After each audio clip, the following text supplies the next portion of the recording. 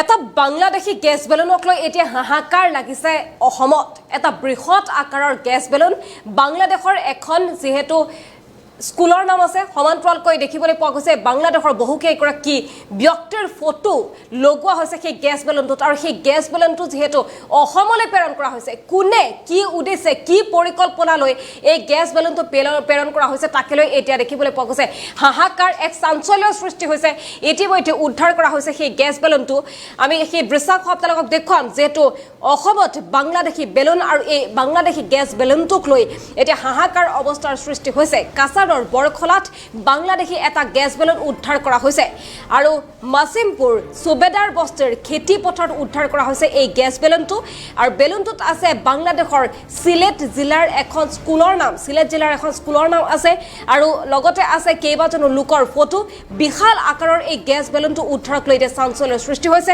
ঘটনাস্থলত উপস্থিত হৈছে আৰক্ষী দলটোৱে তন্নকৈ এতিয়া পৰীক্ষা কৰা পৰিলক্ষিত হৈছে কোনে কি উদ্দেশ্যেৰে আসলে এই গেছ বেলুনটো অসমলৈ প্ৰেৰণ কৰিছে তাকে লৈ এটা চাঞ্চল্যৰ সৃষ্টি হোৱা পৰিলক্ষিত হৈছে শেহতীয়াকৈ বাংলাদেশৰ যি পৰিৱেশ পৰিস্থিতি শেহতীয়াকৈ বাংলাদেশত যিদৰে আসলতে হিন্দুৰ ওপৰত অত্যাচাৰ চলোৱা হৈছে এই ক্ষেত্ৰত বহু সতৰ্ক হ'ব লগা হৈছে যেটো অসমৰ বিভিন্ন প্ৰান্তত প্ৰতিবাদী কাৰ্যসূচী ৰূপায়ণ হৈছে সমান্তৰালকৈ দেখিবলৈ পোৱা গৈছে বাংলাদেশী বিভিন্ন সংগঠনে এক প্ৰকাৰ ভাবুকি প্ৰদান কৰিছে তেনে সময়তে বাংলাদেশৰ এই গেছ বেলুনটো অসমলৈ প্ৰেৰণ কৰাৰ আঁৰত কি আসলতে ৰহস্য থাকিব পাৰে বা ষড়যন্ত্ৰ আছে নেকি এনে ধৰণৰ বিভিন্ন প্ৰশ্ন এটা উত্থাপন হৈছে এই সমগ্ৰ বিষয়টো এটা চাঞ্চল্যৰ সৃষ্টি কৰিছে যেহেতু আমি কিছু দৃশ্যাংশ আপোনালোকক দেখুৱাইছো এই সমগ্ৰ বিষয়টোৰ সন্দৰ্ভত আমি এই মুহূৰ্তত অধিক তথ্য জানিম আমি অধিক তথ্যৰ বাবে এই মুহূৰ্তত ফোন যোগে সংযুক্ত হৈছো বৰাক ভেলী ব্যুৰো মকসুদুল চৌধুৰীৰ সৈতে মকসুদুল আপোনাৰ ওচৰলৈ গৈছো দেখিবলৈ পোৱা গৈছে এটা যেহেতু গেছ বেলুন আৰু সেইটো গেছ বেলুনটো হৈছে বাংলাদেশৰ শেহতীয়া যি পৰিৱেশ পৰিস্থিতি বাংলাদেশত যিদৰে আসলতে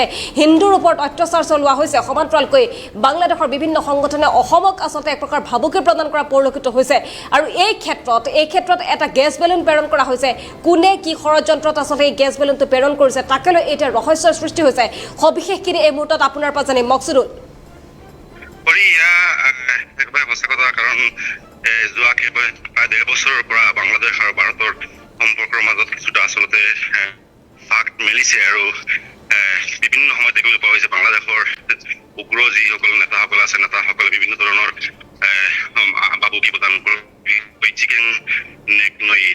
বিভিন্ন ধৰণৰ বাবুকি প্ৰদান কৰি থাকে আৰু এই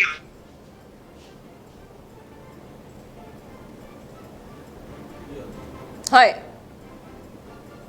আজি আগতে গৈছে এটা বৃহৎ আকাৰৰ এটা গেছ বেলুন আহি পৰে আৰু এই গেছ বেলুন পৰাৰ লগে লগে এই যিটো অঞ্চল বাসিন্দাসকলৰ মাজত এটা আতংকৰ পৰিৱেশৰ সৃষ্টি হয় তেওঁলোকে যেতিয়া আগবাঢ়ি গৈ যি বেলুনটো পৰিছিল এই বেলুনত দেখিবলৈ পোৱা গৈছিল গিলাতৰা দ্বিমুখী বিদ্যালয় নামৰ উচ্চ বিদ্যালয় নামৰ এটা বিদ্যালয়ৰ নাম লিখাৰ লগতে কেইবাজন ব্যক্তিৰ ফটো সম্বলিত এটা বেলুন আহি তাতে পৰিছে আৰু পৰাৰ পাছত কাছাৰৰ আৰক্ষীক খবৰ দিয়া হয় কাছাৰৰ আৰক্ষী অধীক্ষক পাৰ্থপ্ৰতিম দাস গৈ উপস্থিত হয় ঘটনাস্থলীত আৰক্ষীৰ এটা বাহিনীও গৈ উপস্থিত হয় ঘটনাস্থলীত আৰু তেওঁলোকে তদন্ত আগবঢ়ায় তদন্তত দেখিবলৈ পোৱা গৈছে যে এই যিটো বেলুনটো বাংলাদেশৰ পৰা আহিছে আৰু বাংলাদেশৰ বেলুন হয় আৰু এই যি আচলতে সম্পূৰ্ণ বিষয়বোৰ লৈ আৰক্ষীয়ে ঘটনাৰ সম্পূৰ্ণ তদন্ত চলাই আছে কেনেদৰে ইয়াতে আহি পৰিল বা ভাৰত বাংলাৰ যি সীমান্তৱৰ্তী অঞ্চলৰ পৰা প্ৰায় 40 কিলোমিটাৰ যি মূল যি সীমা কেইটাতাৰৰ বেৰ আছে এই বেৰৰ পৰা প্ৰায় 40 কিলোমিটাৰ দূৰত আহি এটা অঞ্চলত আহি এই বেলুনটো ৰাতিপুৱাৰ ভাগত পৰিছে এই সমগ্ৰ বিষয়বোৰ লৈ আৰক্ষীয়ে তদন্ত চলাই আছে কিন্তু এটা কথা ক'বই লাগিব এই যিটো ঘটনাৰ খবৰ চৰি পৰাৰ লগে লগে অঞ্চল জুৰি আতংকৰ সৃষ্টি হৈছে আপুনি যিটো কথা প্ৰথম অৱস্থাত যিটো কথা উল্লেখ কৰিছে যে ভাৰত বাংলাদেশৰ যি সম্পৰ্কৰ যিসমূহ খবৰবোৰ ওলাই আহিছে সেই খবৰৰ মাজতে এনেদৰে এটা গেছ বেলুন আহি গ্ৰামাঞ্চলত বা এই যিটো অঞ্চল আছে একেবাৰে অত্যন্ত এটা অঞ্চল এই অঞ্চলৰ পথাৰত আহি পৰিছে পৰাৰ লগে লগে এটা আতংকময় এটা পৰিৱেশৰ সৃষ্টি হৈছে সমগ্ৰ বিষয়বোৰ লৈ শংকিত হৈ পৰিছে স্থানীয় যিসকল লোকসকল আৰক্ষী সম্পূৰ্ণ ঘটনা তদন্ত আগবাঢ়ি আছে এই স্পষ্টকৈ আচলতে আৰক্ষীয়ে একো ক'ব নাই কিন্তু এটা কথা নিশ্চিত যে এই বেলুনটো বাংলাদেশৰ পৰা আহি ইয়াতে পৰিছিল এখন নাম ইয়াতে লেখা আছে নামৰ পৰা আচলতে এটা সন্দেহ কৰিছে যে সিলেট জিলা বাংলাদেশৰ যে সিলেট এই সিলেট জিলাৰ কোনোবা এখন বিদ্যালয় হ'ব পাৰে এই লগতে কেইবাজনো লোকৰ ফটো সম্বলিত আছিল এই বেলুনটো আচলতে ৰাতিপুৱা প্ৰায় 7-8 বজাত আহি ইয়াতে পৰিছিল আৰু এই মুহূৰ্তত আৰক্ষীয়ে বেলুনটো উদ্ধাৰ কৰি লৈ গৈছে, থানালৈ লৈ গৈছে। থানাত গৈ সম্পূৰ্ণ ঘটনাৰ যি তদন্ত প্ৰক্ৰিয়া অব্যাহত ৰাখিছে। সম্পূৰ্ণ গোটেই অঞ্চল জুৰি এই মুহূৰ্তত এটা আতংকময় পৰিৱেশে বিৰাজ কৰিছে। হয়, নিশ্চয়কৈ এই মুহূৰ্তত আপোনাক ধন্যবাদ জনাইছোঁ মকছুদুল। আমাক সবিশেষখিনি আপুনি জনালে। ইতিমধ্যে জনাইছোঁ এটা গেছ বেলুন, আৰু এই গেছ বেলুনটো বাংলাদেশৰ বুলি ইতিমধ্যে চিনাক্ত কৰা হৈছে আৰু বাংলাদেশৰ গেছ বেলুনটোক লৈ এতিয়া হাহাকাৰ লাগিছে অসমত। আৰু ইতিমধ্যে জনাইছোঁ চিলেট জিলাৰ এখন যিহেতু বিদ্যালয়ৰ নাম লিখা হৈছে এই গেছ বেলুনটোতে, আৰু অসমত এই বাংলাদেশী বেলুনটো প্ৰায় সীমান্তৰ পৰা 40 কিলোমিটাৰ ভিতৰত যিহেতু উদ্ধাৰ কৰা হৈছে এই বাংলাদেশী এই গেছ বেলুনটো। মাছিমপুৰ সুবেদাৰ বস্তিৰ খেতিপথাৰত উদ্ধাৰ কৰা হৈছে গেছ বেলুনটো, আৰু বেলুনটোত আছে বাংলাদেশৰ চিলেট জিলাৰ এখন বিদ্যালয়ৰ নাম, আছে কেইবাজনো লোকৰ ফটো। বিশাল আকৃতিৰ এই গেছ বেলুনটো উদ্ধাৰৰ পিছতে এতিয়া চাঞ্চল্যৰ সৃষ্টি হৈছে সমগ্ৰ অঞ্চলজুৰি। ঘটনাস্থলীত আৰক্ষী উপস্থিত হৈছেগৈ আৰু গেছ বেলুনটো ইতিমধ্যে থানালৈ লৈ যোৱা হৈছে। যিটো শেহতীয়াকৈ বাংলাদেশৰ যি পৰিৱেশ পৰিস্থিতি, বাংলাদেশত হিন্দুৰ ওপৰত যিদৰে আচলতে নিৰ্যাতন চলোৱা হৈছে, 35টা দিনত 11গৰাকীকৈ হিন্দুক ইতিমধ্যে হত্যা কৰা হৈছে। শেহতীয়াকৈ কিছুদিনৰ পূৰ্বে দেখিবলৈ পোৱা গৈছিল কাছাৰৰ যিহেতু জিলা কাছাৰৰ যিখন আদালত আছিল, সেই আদালতখন বোমাৰে উৰুৱাই দিয়াৰ এক প্ৰকাৰ ভাবুকি প্ৰদান কৰিছিলে, আৰু সেই ভাবুকি প্ৰদান কৰিছিলে যিটো ইমেইলৰ জৰিয়তে দুৰ্বৃত্তই ভাবুকি প্ৰদান কৰিছিল। কিন্তু সেই ক্ষেত্ৰত যদি চোৱা যায়, বাংলাদেশৰ এটা সন্ত্ৰাসবাদী সংগঠনৰ নামো যিহেতু সন্নিৱিষ্ট হৈ থকা বুলি অনুমান কৰা হৈছিল বা সেই সন্দেহ প্ৰকাশ কৰা হৈছিল। এই ক্ষেত্ৰত আচলতে কি ষড়যন্ত্ৰ আছিল বা কোনো পৰিকল্পনাৰে এই গেছ বেলুনটো অসমলৈ প্ৰেৰণ কৰা হৈছিল নেকি? এনেধৰণে বিভিন্ন প্ৰশ্ন আচলতে উত্থাপন হৈ যায়।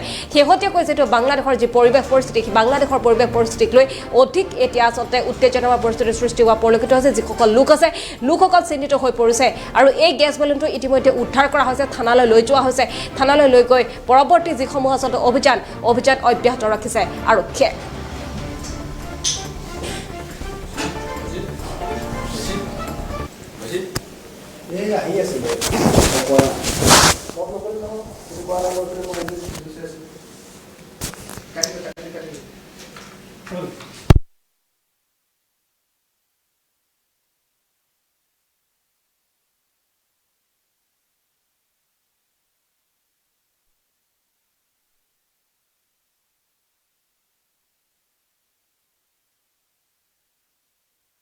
বড় বিরাট বড় বেলুন, এটার মাঝে বাংলাতে নাম লেখা আছে কি কি, আর 3টা ফটো আছে। তো এখানের মানুষ দেখি আমার ফোন করছে, করার পরে আমি আইসি, আইয়া তদন্ত করিয়া দেখছি বেলুনটা। দেখার পরে আমি থানাত ফোন করছি, ফোন করার পরে থানার থেকে থানার অফিসার তারা আইসে, আবার পরে তারা এটা রিসিভ করছে না করার সত্ত্বে তারা আমরা এসপির এখানে ফোন করছে। পার্থপ্রীতম স্যার আইসুন, আইয়া তান ইনভেস্টিগেশনে এই মালটা উঠাইয়া আনা হয়েছে। এখান থেকে পার্থপ্রীতম স্যারে যখন রিসিভ করছেন, করার পরে থানাত সমঝাইয়া দিছে। এটা বাংলাতে লেখা আছে, 3 জনের ফটো আছে আর বাংলাতে লেখা আছে এটা বাংলাদেশি। জনসাধারণ খুব আতঙ্কিত হয়ে গেছে প্রথম দেখার পর। তারপরে তো তারা ইনভেস্টিগেশন করিয়া দূরিয়া নিয়ে গেছে থানা। বাংলাদেশ থেকে বাংলাতে লেখা আছে, বাংলাদেশের নাম লেখা আছে, 3টা ফটো আছে। মাসিমপুর পার্ট 2, এটাই বন্ধুর মাঝে আমরা বেলুনের মতো একটা সামান দেখলাম। আমরা মনে ভাবলাম যে কিতা আছে, কইয়া সামনে গেলাম, গিয়া দেখি আর যে এটা তো বেলুন, এটার মাঝে নাম লেখা আছে, তারপরে ছবি আছে, 3 জন মানুষের ছবি আছে। এই দেখিয়া আমরা উঠাইয়া লইয়া আইলাম রাস্তার মাঝে আনার পরে আমি বিডিপি সেক্রেটারি ফোন করলাম। বিডিপি সেক্রেটারি থানার ফোন করলো, থানা ফোন করার পরে থানা আইছে। আমার পরে দেখার পরে ওই এসপি স্যার তারা ফোন করছে, এসপি স্যারে আইয়া এখন দেখিয়া ওই সামানটা লইয়া উঠাইয়া গেছে। এটার মাঝে তো লেখা আছে, যেটা স্কুলের নাম লেখা আছে, বাংলাদেশের সিলেক্ট করিয়া একটা নাম লেখা আছে।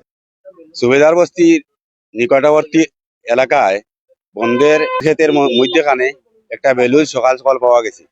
এই বেলুনটা দেখার লগে লগে আমাদের বিডিবি সেক্রেটারিকে খবর জানাই। এটা কইতে পারি না কইতে, কিন্তু ফটো 2টা দেখছি, 3টা দেখছি, এবং সিলেট কইয়া নাম লেখা বাংলাদেশ সিলেট।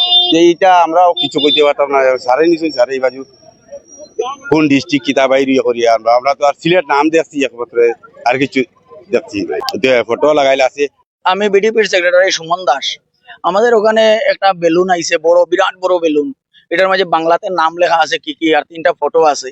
তো এখানের মানুষ দেখি আমার ফোন করছে, করার পরে আমি আইসি, আইয়া তদন্ত করিয়া দেখছি বেলুনটা। দেখার পরে আমি থানাত ফোন করছি, ফোন করার পরে থানার থেকে থানার অফিসার তারা আইসে, আবার পরে তারা এটা রিসিভ করছে না করার সত্ত্বে তারা আমরা এসপির এখানে ফোন করছে।